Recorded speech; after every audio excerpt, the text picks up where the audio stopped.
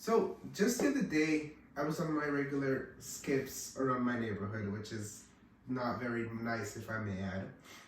And an older man came up to me and asked me if I had spare change. Without hesitation, I proceeded to tell him that I had no cash, which was a lie. You can tell I have a lot of money. How many times has this happened to you? How did you react? And which side did you see yourself on? Well, according to the Stanford Institute for Economic Policy Research, 6.5 out of 10 people feel prejudice towards unhoused people. 6 full people and 1 half person.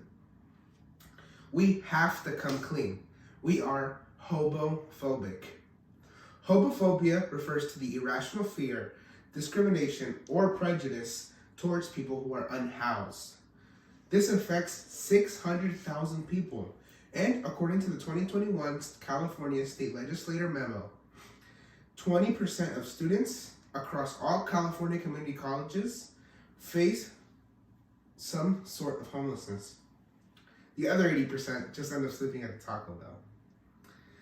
Well, the Wall Street Journal also states that just like inflation, homelessness has also risen. At its core, hobophobia is a reflection of our society's failure to provide a basic human right: housing. In this speech, I will explore the causes, effects, and possible solutions. So let's start off with causes.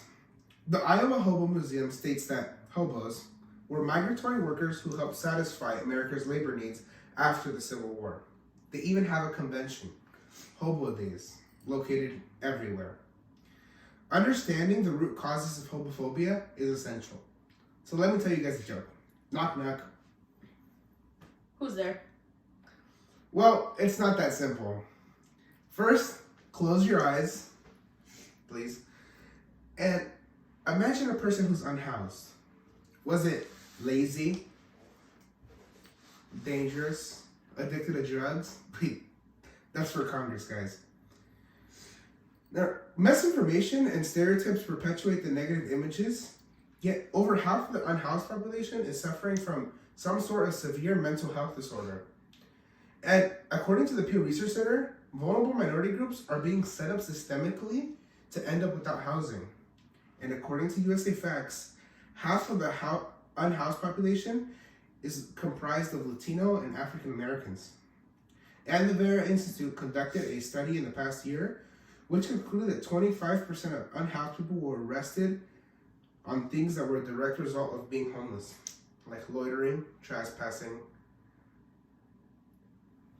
But what makes them different than us? According to Forbes, 61% of all Americans are living paycheck to paycheck. And during the pandemic, the unhoused population grew by 22,000. Homelessness often stems from economic disparities and often limited access to affordable housing. People experiencing homelessness may have lost jobs, even have excess medical bills, and more than half of us are more than 1 bad month away from being homeless. So what are some of the effects? Well, we're even homophobic in our design. Locally, the Santa Rosa Public Transportation Department has gotten rid of our standard issue benches and has added it with a weird lounge area where you can't sleep, which is kind of the theory. But does that bench really need to be gone? Finding a place to sleep shouldn't feel like a chore. My neighborhood is as some people would say, up and coming. I saw a lady with a young child asking for money at my local liquor store. She was getting harassed by an elderly man who was saying things I'd rather not say. After that interaction, I questioned myself. Why didn't I step in and say anything? This is all too common. Not just in public places, even exclusion from employment opportunities and housing. Minorities are 3 times more likely to have a lease denied than our melanin-challenged friends. 87% of all unhoused people have no access to health care and have unequal access to employment. It is near impossible to be employed if you don't have access to a permanent residence, much less an electronic device. Inequality in employment and housing and healthcare are all great examples. But just last year, 3 unhoused people were stabbed to death in New York, and while they were sleeping. In 2021, Los Angeles reported 85 murders on unhoused people, and all of the trauma and stress that comes with being homeless just becomes exacerbated when people are constantly being treated with fear and disdain. Homophobia perpetuates division within our communities, preventing us from addressing the root causes. So on to solutions. Communities have already attempted to address this issue, like Utah. They plan to build 500 homes and reduce the homelessness rate by 20% each year. Or Denver's plan, which gave unhoused people $1,000 and saw a reduced homelessness rate and gave rise to employment. So the solution was money and houses. Who could have guessed? Well, since the government can't figure it out, let me tell you guys.